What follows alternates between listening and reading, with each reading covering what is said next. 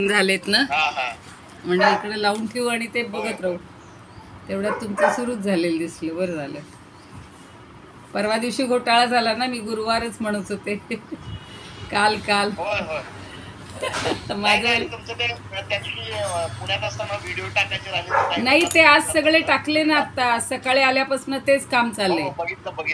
आतापर्यंत तेच टाकत होते. शेवटचं आता टाकत होते. म्हणलं हे चालू करून देऊ आणि ते टाकेपर्यंत तुम्ही यालच. तर तुम्ही आज अगदी राईट टाइम आलाय. चला करूया सुरू. हो.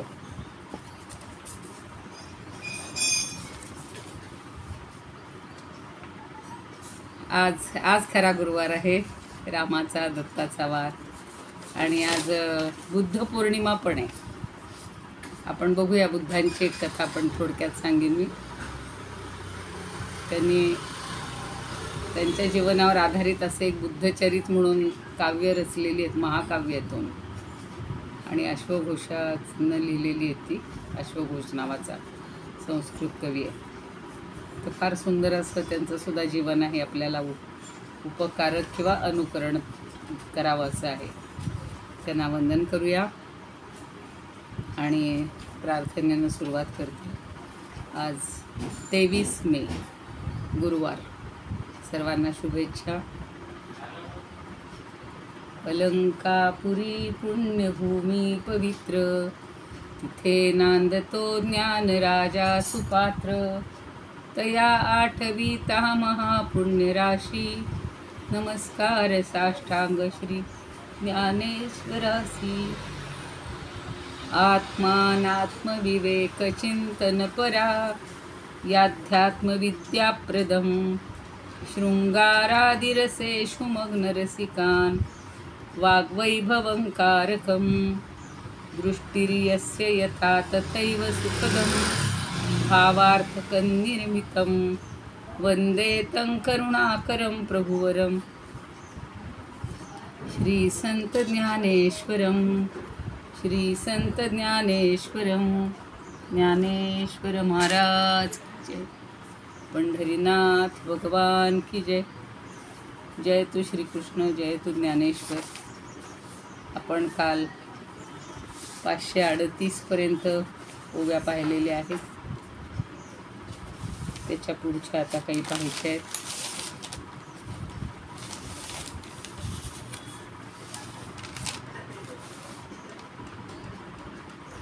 सदतीस पर्यंत झालेले आहेत. पाहू. 37वी ओवी अशी होती. आता पुढची सात्विक हे सांगणार आहेत.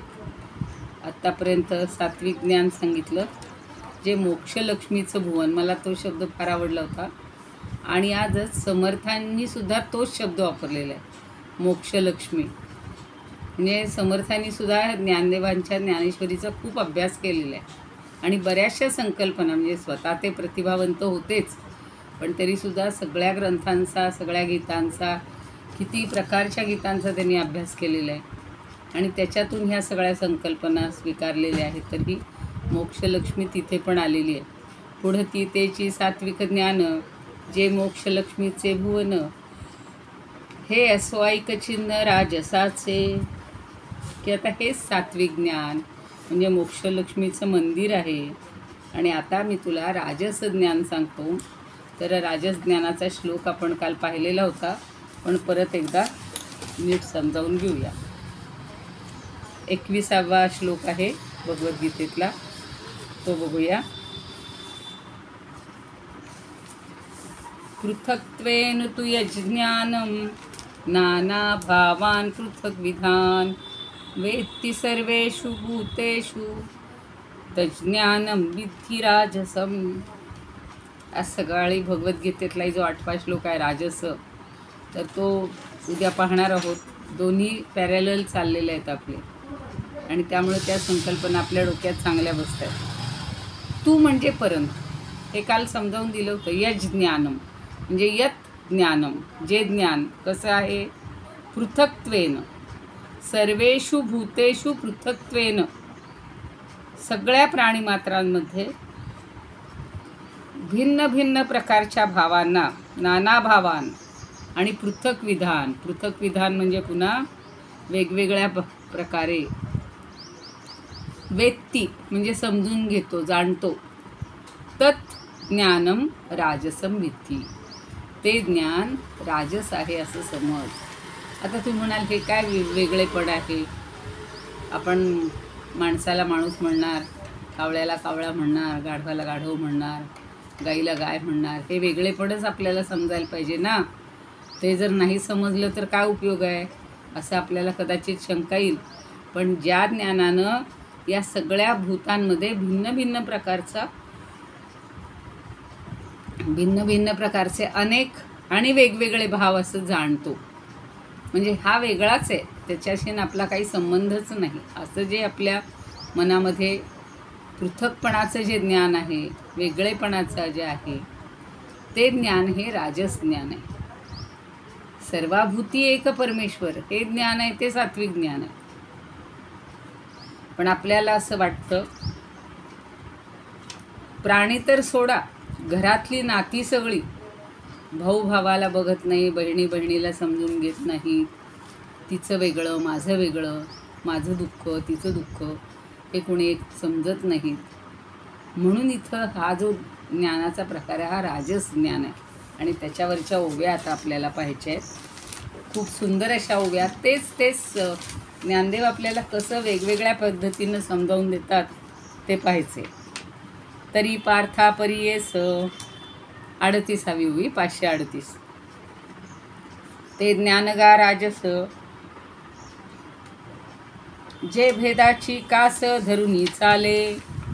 आता हे म्हणतायत, ज्ञानदेव म्हणतायत की अरे पार्था, मी तुला सांगतो की जे ज्ञान भेदाची कास धरून चालतं, भेदभावाला प्रवृत्त करतं, ते सगळं राजस ज्ञान आहे. भेदाची कास धरतं.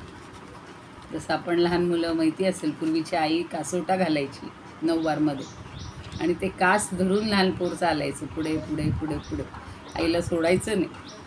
तशी ही भेदाची कास धरून चालतो हा जो हे ज्ञान, आणि सगळं वेगळेपणानं जाणतो. त्याच्या ठिकाणी एकत्व हे कधीच नसतं, म्हणून भेदभावाला प्रवृत्त करतं जास्त. आणि आता समजा जरी लहान मुलांमध्ये भेदभाव नसतो बघा, ते आपल्या घरातल्यांनाही सारखंच समजतो आणि बाहेरच्यांनाही सारखंच समजतो, कारण ते निष्पाप जीव असतात. पण आपण त्याला घालून देतो, अरे हा तुझा भाऊ आहे, तो त्याचा भाऊ आहे, तू कशाला त्याची कौतुक करतोस. हा जो आहे हा पृथक भाव आहे. आणि उलट आपण काय सांगायला पाहिजे, जसा आपला भाऊ आहे तसाच तो त्याचाही भावही आहे, दोघं सारखेच असतात, तूही त्याच्यावर प्रेम कर, तो कसा त्याच्यावर प्रेम करतो असं. तर हा भेदभावाला जो प्रवृत्त करतो, जास्त खत पाणी घालतो म्हणू आपण हल्लीच्या भाषेत, तर ते जे ज्ञान आहे ते राजस ज्ञान आहे. आता कसं आहे ते खतपाणी कसं घातलं जातं. विचित्रता भूतांची या आपणा तो निठी करिया बहुचकै ज्ञातया आणिली जेणे. आता या राजज्ञानामुळं काय होतं की भूतमात्रांच्या ठिकाणी अनेकत्व मानलं जातं. विचित्रता भूतांची या, विचित्र म्हणजे वेगळेपण, आपण अंतोनी ठिकरिया, आणि आपल्या स्वतःच्या आतून म्हणजे मानसिक पातळीवर काय करतो, अक्षरशः ठिकऱ्या करून घेतो. जसं बघा, चुकून एखादी काचेला तडा गेला, ती खाली पडली तर तिच्या किती ठिकऱ्या होतात. पूर्वी एक ठिकऱ्यांचा खेळ असायचा, ती ठिकरी घेऊन खेळायचं, लंगडी घालत पळायचं, दुसऱ्याला डाव द्यायचा वगैरे सगळं असायचं. आपण म्हणतो अमक्या थमक्याने याचा प्रेमभंग झाला आणि त्याच्या अंतःकरणाच्या ठिकऱ्या उडाल्या. तसे हे राजस ज्ञानामध्ये भूतमात्रांच्या ठिकाणी अनेकत्व मानलं जातं आणि आपल्या मानसिक पातळीवर अंतर्या म्हणजे आतून, अंतर म्हणजे मन, तर मनाच्या पातळीवर अक्षरशः ठिकऱ्या करून घेतल्या जातात. म्हणजे काय की राजस ज्ञानानं प्रत्येक पदार्थ वेगळा दिसतो, पाहणारा घटकही वेगळाच असतो आणि वेगळा म्हणजे जसं काही तुकडे पडल्यासारखा असतो. त्यामुळं तो जीव भ्रमिष्ट होतो त्याला हे एकरूपत्व जाणतच नाही, समजतच नाही. म्हणून त्यांनी म्हटलं बघा, विचित्रता भूतांची या आपण आतोनी ठिकरिया बहुचके ज्ञातया. चके म्हणजे चकवलं, ज्ञातया म्हणजे जो जाणतोय तो. आणि लिजेणे, आणि मग जो पाहणारा घटक आहे तोही वेगळा दिसतो. सगळे वेगळे पण त्या ठिकाणी दिसायला लागतं. म्हणजे ठिकऱ्या पडल्या, तुकडे पडल्यासारखी त्याची अवस्था होते. मूळ एक आरसा एकच असतो, पण फुटल्यानंतर त्याचे अनेक तुकडे झाले म्हणून ते आरसे वेगळे आहेत का हो? त्या एका आरशाचे सगळे भेद आहेत की नाही. पण आपण काय करतो, सगळ्या भूती, सर्वाभूती एकच परमेश्वर असूनसुद्धा त्या प्रत्येक प्राण्याला, प्रत्येक व्यक्तीला, प्रत्येक गोष्टीला आपण वेगळं मानत राहतो. म्हणजे आपल्या मनालाच आपण चकवत असतो, फसवत असतो. जैसे साचा रूपाड घालूनी विसराचे कळवाड, मग स्वप्नाचे काबाड वैरी निद्रा. आता बघा, जैसे साचा रूपाड,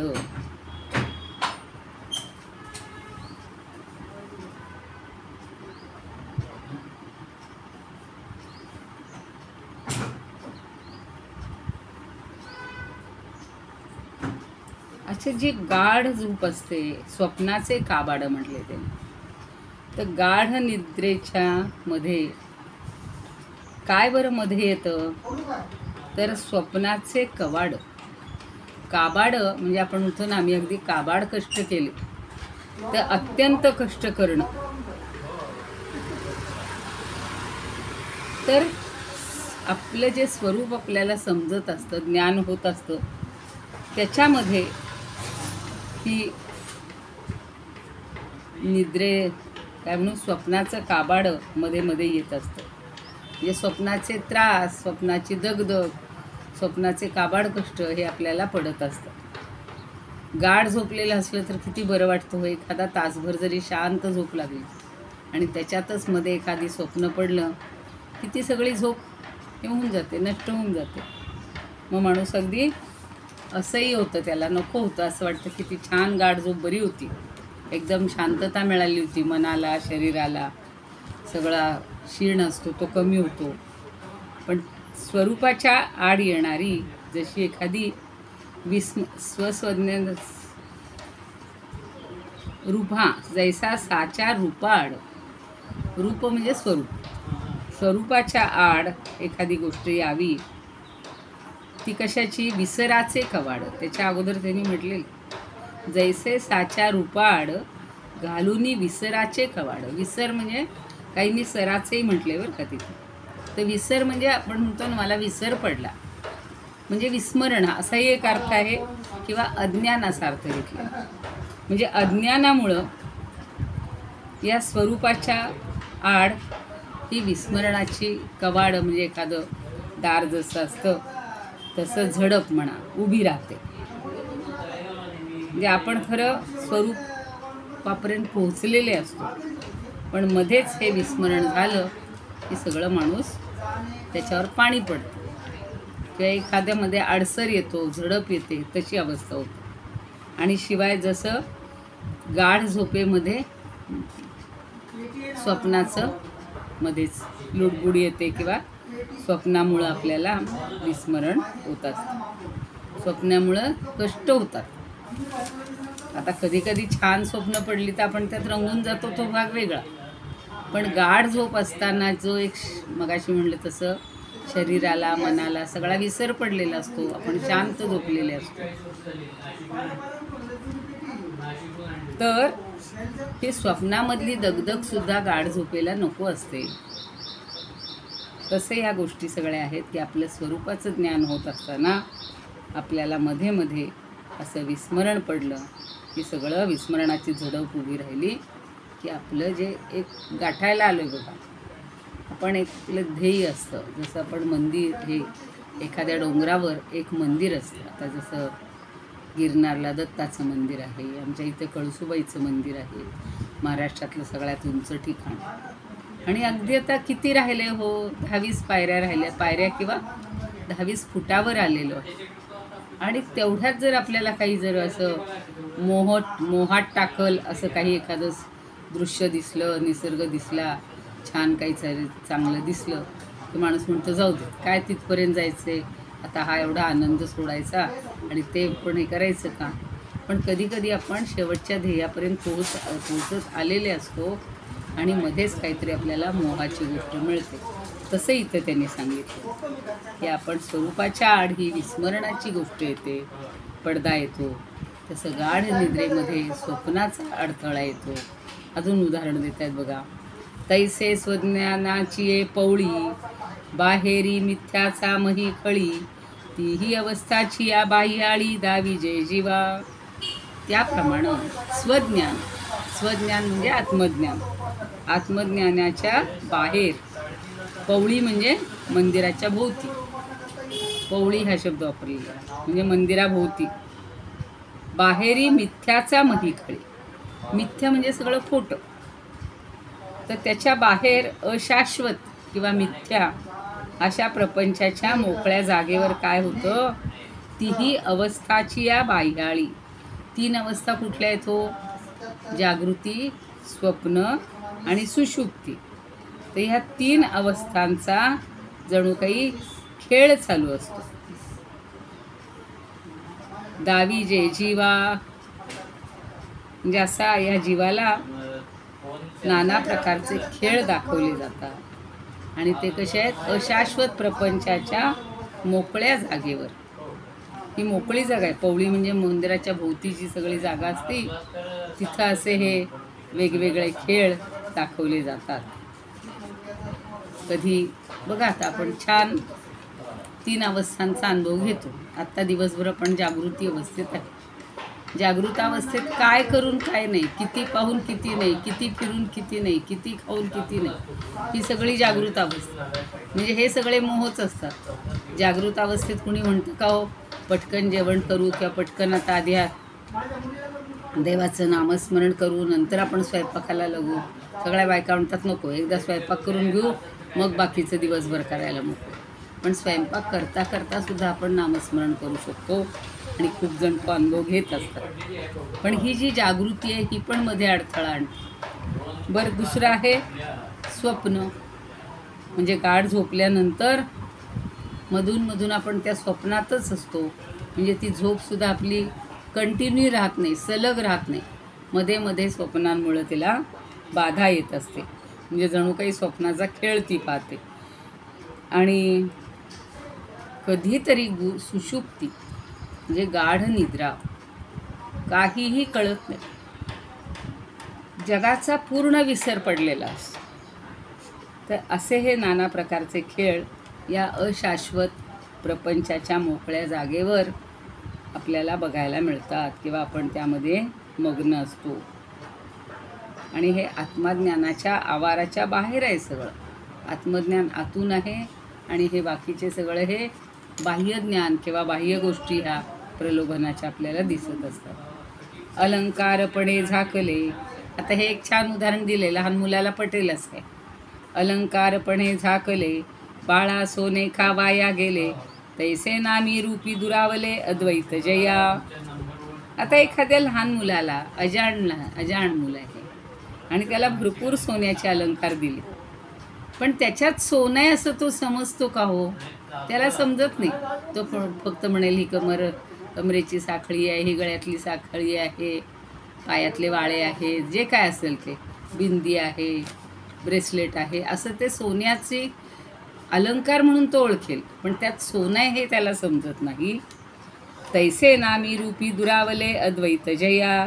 आणि त्याप्रमाणेच नामरूपाच्या भेदामुळं हे अद्वैती वृत्ती दुरावते. आपण अगदी एकरूप व्हायला आलेले असतो. आता सगळ्यांमध्ये समभाव पाहायला लागतो, पण तेवढ्यात नाम आणि रूप ह्याचे भेद सगळे दिसतात. जसं शैव वैष्णवांना मानत नाहीत, वैष्णव शैवांना मानत नाहीत. म्हणजे विष्णूवर ज्याची श्रद्धा आहे त्याला शिव नको, शिवाची श्रद्धा आहे त्याला विष्णू नको.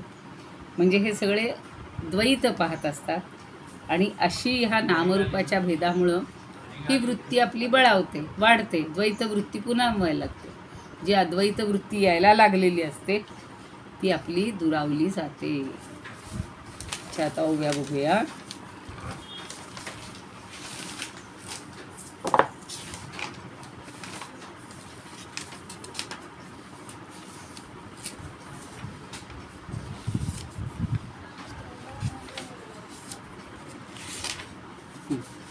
धरोनिया चाले द्वैताचा आश्रय, राजस ते होय ज्ञान पारखा. राजस इज इक्वल टू द्वैत, एवढं लक्षात ठेवायचं. दोन द्विधा मनस्थिती झाली, द्वैत दिसायला लागलं की राजस. जेणे भूत भेद पाहोनी उदंड, केले शतखंड आपणासी. शतखंड म्हणजे शेकडो तुकडे म्हणलं ना, एखाद्याच्या शेकडो तुकडे बारीक बारीक बारीक होतात. काचेचे असतील, मनाचे असतील. जेणे ज्ञात्या लागी पाडोनी भ्रमात, दाखविले द्वैत विश्वा माझी. जागृतीमधील सत्यरूपाड, घालोनी कवाड विस्मृतीचे. निद्रावस्था जैसी लाविते जीवास, स्वप्नीचे आयास हो गावया. तैसे स्वज्ञानाच्या आवारा बाहेरी, मिथ्याभूमीवरी संसाराच्या. जागृत्यादी तिन्ही अवस्थांचा खेळ, दावी सर्व काळ जीवासी जे. अलंकारपणे झाकले म्हणून, कळेना सुवर्ण बाळा जैसे. नामरूपाची या योगे तैसे जया, एक सर्वाठाया आकळेना. म्हणजे सर्वाठाई एकच आहे, परमात्मा आहे, परमेश्वर आहे, हे जसं आकळत नाही, समजत नाही, तशी त्याची अवस्था होऊन जाते. अजून काही उदाहरणं छान देत आहेत. अवतरली गाडग्या घडा, पृथ्वी अनोळख झाली मूढा. वन्नी झाला कानडा दीपत्वासाठी. सगळी उदाहरणं नवनवीन नवनवीन. आता गाडग्या घडा, गाडगी मडकी म्हणतो ना आपण, तसं. तर सगळ्या वेगवेगळ्या आकारामध्ये मातीची जी गाडगी मडकी असतात ती जर दाखवली तर अनोळख झाली मूळ, पृथ्वी अनोळख झाली मुळा. तर त्या आकाराच्या रूपामध्ये मातीची ओळख, पृथ्वीची म्हणजे मातीची ओळखच एखाद्याला होत नाही. कुणाला? मूढ व्यक्तीला, मूर्ख माणसाला, अज्ञानी माणसाला या घड्यांमध्ये, मडक्यांमध्ये मूळ मातीच आहे. काल मी सांगितलं होतं तुम्हाला की मातीच्या जेवढ्या वस्तू बनवलेल्या आहेत, मग खेळणी असतील, वस्तू असतील, आपले माठ आहेत, सगळे आहे, भांडी सगळी मातीची भांडी पूर्वी असायची बघा. अजूनसुद्धा त्या अहमदाबादला मातीचे छान तवे मिळतात. मी मागे आणले होते असे, आणि त्याच्यावर भाकरी पण सुंदर होतात, पातेली असतात, सगळी भांडी आणि त्यावेळेला मग कुंभारांना त्यामुळं पोटापाण्याला धंदा चांगला असायचा की रोज काही ना काहीतरी नवनवीन वस्तू बनवत राहायची. पण त्याच्या मुळाशी माती आहे हे मुळाला समजतच नाही. वेगळे आकार समजतायत, भांडी समजतायत. पुढं म्हणलं वन्नी झाला कानडा दीपत्वासाठी. आता छोटा दिवा असतो, त्या दिवा पाहिल्यानंतर किंवा त्याची जी ज्योत आहे ती पाहिल्यानंतर त्या ज्योतीतून प्रगट झालेला जो अग्नी आहे तो समजत नाही माणसाला. ती ज्योत दिसते, दिवा दिसतो, पण त्याच्यात अग्नी आहे ह्याचं ज्ञान होत नाही. अजून उदाहरणं देतात. का वस्त्रपणाचे निआरोपे, मूर्खाप्रती तंतू हारपे, नाना मुग्धा पटुलोपे दाऊनी चित्र. हे दुसरं, एखादा मूर्ख माणूस असेल, त्या माणसाला वस्त्राचा आविष्कार दाखवला तर त्यातले तंतू काही समजत नाहीत. वस्त्रपणाचे आरोपे, मूर्खाप्रती तंतू आरोपे. तो वस्त्रच बघणार, त्याच्यात तंतू आहे ते त्याच्या गावीच नसणार. आणि नाना मुग्धा पटुलोपे, पटू म्हणजे पडदा, दाऊनी चित्र. आता एखाद्याला जर कापडावर काढलेली चित्र दाखवली तर ते चित्र त्याला दिसतं, पण ते कापड ज्या चित्रात लपलेलं आहे ते काही लक्षात येत नाही. आपण फक्त चित्र बघतो. आता बघा, आमच्या इथे पण गोपाळकृष्णाची, रामाची चित्र सगळी त्या कापडावर काढलेली आहेत. ती चित्र दिसतात आपल्याला, पण त्याच्या मागं कापड आहे हे काही समजत नाही. तैशी जया ज्ञाना जाणोनी भूत व्यक्ती भिन्ना, ऐक्यबोधाची वासना निमोनी गेली. निमोनी गेली म्हणजे नासून गेली, नष्ट पावली. त्याप्रमाणे ज्या ज्ञानामुळं प्राणीमात्रांचे आकार निरनिराळे समजून ही जी ऐक्याची भावना असते, ऐक्यबोधाची भावना असते, ती विसरून जाते. जाणोनी भूत व्यक्ती भिन्ना, तू वेगळा, मी वेगळा, मी वेगळा, सगळं व्हरायटी, वेगळेपण आपल्याला येतं. त्यामुळं सगळ्यांमध्ये एक परमेश्वर आहे, सगळ्यामध्ये आत्मतत्व आहे. हे काही तो बघत नाही, तो म्हणतो आपला काय संबंध आहे. आता कालच आम्ही तिथे राहिलेलो होतो रात्री. तर आता दुसरे जे असतात ना, काय म्हणायचे, रो हाऊसेस, तर त्यांना त्यांची पार्किंग असते. पण ह्या ज्या मोठ्या बिल्डिंग आहेत, या बिल्डिंगमध्ये समजा माझ्यासारखी एखादी गावाला निघून गेली, तर तिथं जर आमचं घर असेल आणि आमचं जिथं पार्किंग असेल तिथं त्या रो हाऊसमधली लावती आहे, तिथं आपली जागा समजून गाडी लावती आहे. म्हणजे तिथं ऐक्यबोध असेल बुवा तिच्या मनात. पण हे जे बिल्डिंगवाले आहेत हे सगळे म्हणतात नाही नाही, त्यांनी कशाला आमच्या इथं यायचं. ही ऐक्यबोधाची भावना सगळी ही निमून जाते, नष्ट होऊन जाते. हे विश्वची माझे घर ऐसी मती जयाची स्थिर, जे पुढं सांगितले पसायदानात आता येणारच आहे, याच अध्यायात आहे. पण ती भावना आपल्याजवळ पाहिजे, एवढंच. त्यांची अंतःकरणापासून भगवंताची तळमळ तीच आहे की कुणीही असा भेदभाव करू नये, प्रत्येकामध्ये ऐक्याचं ज्ञान व्हावं. पण ती सगळी नष्ट होते. ज्योत दिसते, अग्नी दिसत नाही. भांडी दिसतात, माती समजत नाही. वस्त्रावरचं वस्त्र दिसतं, पण त्यातले तंतू दिसत नाहीत. म्हणजे मूळ जे आहे ते आपण पाहण्याच्या किंवा समजून घेण्याच्या फंदात पडत नाही. तेवढे कष्ट आम्हाला नकोत. माता पुढे अजून सांगतात उदाहरण. मग इंधनी भेदला अनळू, फुलांवरी परिमळू, काजळ भेदे सकळू चंद्रू जैसा. 3 उदाहरण आहेत. इंधन, वेगवेगळ्या प्रकारची लाकडं, बाभळीचं, बोरीचं, आमचं तमचं, आहे की नाही, सगळ्या प्रकारचे इंधन असतात. तर त्याच्यामध्ये अनळू, अनळू म्हणजे अग्नी. म्हणजे लाकडं एकत्र आली, वास्तविक त्यांचा एकच अग्नी असतो, पण तो वेगवेगळ्या लाकडांच्या आकारामुळं जरा वेगवेगळा भासतो. छोट्या छोट्या काटक्या असतील तर त्यांचा आकार वेगळा, जाड जाड ओंडके असतील पण होळीला वगैरे पेटवतात बघा, त्याचा आकार वेगळा. म्हणजे अग्नी वास्तविक एकच आहे, पण लाकडं एकत्र आली तरी त्याचा आकार हा वेगवेगळा, अग्नीचा आकार वेगवेगळा दिसतो. तसंच फुलांवरी परिमळू, अनेक प्रकारची फुलं एकत्र आली की त्याचा एकच गंध वेगवेगळ्या रूपाचा जाणवतो. लोक म्हणतील तिकडं बघा सगळी ठेवली आहेत, पण गुलाब बघा तिकडे, ट्युलिपची आता गार्डन आहे म्हणे, ट्युलिपची वास बघा, केवड्याचा बघा. म्हणजे प्रत्येकाचा वेगळा जाणीव होणं, गंध समजणं. आणि अजून एक उदाहरण दिले, जळभेदे सकळू चंद्रू जैसा. आता एखाद्या छोटीशी विहीर असेल, छोटंसं पाण्याचं तळं असेल, अजून नदी असेल, अशा प्रत्येक जलाशयामध्ये पडलेलं चंद्राचं एकच प्रतिबिंब प्रत्येक ठिकाणी वेगळं दिसतं, वेगवेगळं भासतं. सकळू चंद्रू जैसे का जळभेदे सकळू. सकळू म्हणजे सगळे प्रकार. आता इथं काही नावं सांगायची गरज नाही, ती आपण समजून घ्यायची. सगळ्या प्रकारच्या जळांमध्ये हा चंद्र जसा वेगळा भासतो. अगदी छोटंसं भांडं असेल तर तो छोट्या भांड्याला पूर्ण मावून जाईल, परिपूर्ण होईल असा दिसतो. आपण म्हणू बघा एवढा पूर्ण भरून चंद्र आहे, पण मोठं तळं असेल तर त्याच्यात त्याची एवढीशी प्रतिमा दिसेल, नाही का.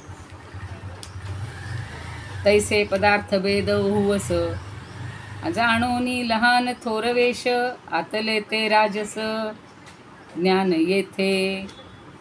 तसे जेवढे सगळे पदार्थांचे भेद आहेत, भिन्न भिन्न पदार्थ आहेत, त्याचं वेगळेपण किंवा त्याचं बहुपण, वेशावरून प्रगट होणारे लहानपण, लहान मोठेपण आणि असं सगळं वर्गीकरण हे ज्ञान करत राहतं, त्याला राजस ज्ञान असं म्हणतात. आजच सकाळी बघा काय त्याचं नाव आहे, भागवतामध्ये एक राजा असतो, त्याचा मित्र आहे काशी नरेश. तर तो काय करतो, त्याला असं वाटतं की मीच हा स्वतः साक्षात वासुदेव आहे, आणि म्हणून तो स्वतःला समजत राहतो की मीच वासुदेव आहे. आणि तो श्रीकृष्णाला निरोप पाठवतो. काय पाठवतो निरोप, की तू काय स्वतःला समजतोस माझ्याच ठिकाणी. म्हणजे तो आणि सगळं रूप भगवंतासारखंच घेतो. कसं पौंड्रक नाव असतं त्या राजाचं. आणि मग त्यानं ते श्रीकृष्णासारखेच चक्र, शंख, चक्र, गदा, पद्म, ते अगदी श्रीवत्स चिन्ह, त्याच्यासारखेच कपडे, सगळं त्याच्यासारखंच करतो. आणि त्याला निरोप पाठवतो की असशील हिंमतवान तर मला माझा पराभव करायला ये म्हणून. उलटच म्हणजे. आणि तो पौंड्रक भगवंताच्या रूपाचं इतकं चिंतन करायचा की त्याची सगळी बंधनं गळून पडलेली होती, आणि तो सगळा त्याच्यासारखाच वेश धारण करायचा. त्यामुळे तो भगवंताच्याच स्वारूप्याला मिळालेला होता. इतकी त्याला सारूप्य स्थिती प्राप्त झाली. पण त्याला सारखं वाटत असतं की मला भगवंताला मारायचे, मला सगळ्यांनी भगवंत मानलं पाहिजे. असा करून तो इतकं हे करतो, शेवटी त्याचा पाडा होतो. पण इथे त्यांनी आत्ता जे सांगितलेलं आहे की वेगवेगळे आपण रूपं घेत असतो. त्याच्यावरनं काय आठवण आली की जसं नटरूपात एकच व्यक्ती अनेक भूमिका करत असते. तेच इथं सांगतायत की वेगवेगळ्या वेशामध्ये प्रगट होणं, लहान थोरपण असं वर्गीकरण करणं. बघा काही वेळेला, आता काल परवाच आमची नात सांगत होती, तिचं नाटक झालं. तर म्हणलं तुला काय होता ग रोल, तर म्हणे मी आई होते. आता 8 वर्षाची मुलगी, तिनं तो आईचा रोल केला. त्या नाटकामध्ये ती आई झाली, बरोबर आहे. प्रत्यक्षात तिचं बालपण जे आहे ते तसंच राहणार की नाही. मग हे फरक समजून घेणं, तो फरकच लक्षात येतो, त्याच्यातली एकरूपता लक्षात येत नाही, त्याला राजज्ञान असं म्हणतात. म्हणून काय म्हणलं बघा, जाणवनी लहान थोर वेश. मग लहान थोर असले तरी त्यानं तो वेश केल्यावर त्याला तसं रूप प्राप्त होतं. आतले ते राजस, अंतले म्हणजे व्यापून टाकलं. ज्ञान येथे, असं हे राजज्ञान सगळ्यांना व्यापून टाकतं. असं वर्गीकरण करतं, वेगळेपणा दाखवतं आणि सगळ्याला व्यापून टाकतं. ते राजज्ञान आहे. आता शेवटचं म्हणतात, आता तामसाचे निलिंग सांगेन थे ओळख चांग डावलाय वया मातंग सदन जैसे. आता तामस ज्ञान म्हणजे अगदी निकृष्ट ज्ञान आहे. मग आता तामस ज्ञान म्हणजे इतका भेद आहे. दुसऱ्याला कमी लेखणं, मीच कसा श्रेष्ठ आहे. म्हणून त्यांनी उदाहरण दिलेलं आहे की डावलावया मातंग सदन जैसे. एखाद्या मातंग म्हणजे खालच्या अगदी काय म्हणू आपण, निकृष्ट जातीतील जरी एखाद्याचं घर असलं आणि ते घर जर तिथं जाण्यासाठी टाळायचं असेल तर आपण काय करतो, त्याची फक्त घराची माहिती सांगतो.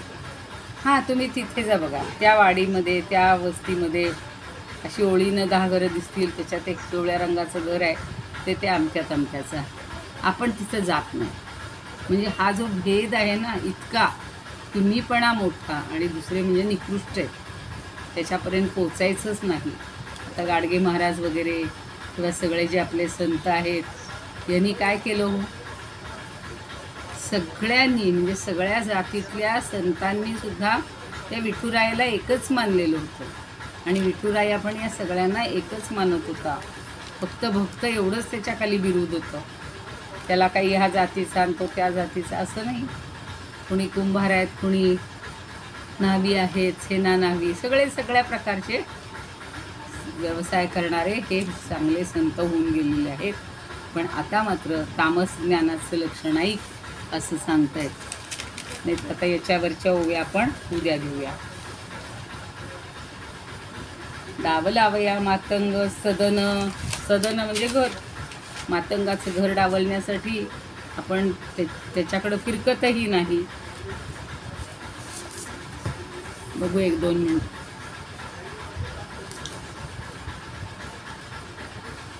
जागृत्यादी तिन्ही अवस्थांचा खेळ, धावी सर्व काळ जीवासी जे, अलंकारपणे झाकले म्हणून कळेना सुवर्ण बाळा जैसे, नामरूपाची या योगे तैसे जया, एका सर्वाठाया आकळेना, घटागाडग्यांच्या रूपाली माती, म्हणून नेणती मती मंद, किंवा मुढा लागी दीपपणामुळे, सर्वथा ना कळे अग्नी जैसा, देखोनिया वस्त्र जैसा अज्ञजन, जाय विसरून मूळ तंतू, पटावरी चित्र रेखिले देखोन, पडे विस्मरण पटाचे त्या, तैसी भूते भिन्न देखोनी जे ज्ञान, गेले विसरून ऐक्य बोध, मग नाना काष्ठी भेदला अनळ, अनळ म्हणजे अग्नी, किंवा परिमळ पुष्पी जैसा, किंवा जैसा चंद्र एकची असोन, जळभेदे भिन्न ऐसा भासे, ऐसे नाना भूती भिन्नत्व जाणून, पाहे थोरसान ऐसा भेद, राजस ते ज्ञान धनंजया जाण, आता सांगू खूण तामसाची, मातंगाचे घर लागते जाणावे, डावलो निजावे म्हणून या, तैसा तामसाचा करावया त्याग, जाणून घे चांग लक्षणे ही, चांग म्हणजे चांगली, त्या तामस ज्ञानाची लक्षणं नीट समजून घे, असं आता ज्ञानदेव आपल्याला सांगतायत आणि भगवंतही सांगतायत. उद्याला पुढचा श्लोक सुरू करूयात, किंवा अजूनही आता तामस ज्ञानाची आपल्याला लक्षणं पाहिजे आहेत. 548 पर्यंत उभ्या झालेल्या आहेत. 23. इदमुपकर्तुं भुवनमण्डलं समुदितमिव भास्करं, सादरं वन्दे ज्ञानेश्वरं, त्रिभुवनमाता भगवद्गीता, लोकमङ्गला लोकविश्रुता, लोकहितं संततं ध्यायता, येन ज्ञानेश्वरी विरचिता, श्रुत्वा प्राकृतगिरं सादरं वन्दे ज्ञानेश्वरं, सादरं वन्दे ज्ञानेश्वरम्. आरती ज्ञानराजा महाकैवल्य तेजा, सेविती साधू संत मनुवेदला माझा, आरती ज्ञानराजा. लोपले ज्ञान जगी हित नेणती कोणी, अवतार पांडुरंग नाव ठेविले ज्ञानी, आरती ज्ञानराजा. कनकाचे ताट करी उभ्या गोपी खाणारी, नारद तुंबरू हो सामगायन करी, आरती ज्ञानराजा. प्रगट गुह्य बोले विश्वब्रह्मची केले, राम जनार्दनी पायी मस्तक ठेविले, आरती ज्ञानराजा. महाकैवल्य तेजा, सेविती साधू संत मनुवेदला माझा, आरती ज्ञानराजा. ज्ञानेश्वर महाराज की जय. पंढरीनाथ भगवान की जय. जय श्री कृष्ण. जय तू ज्ञानेश्वर.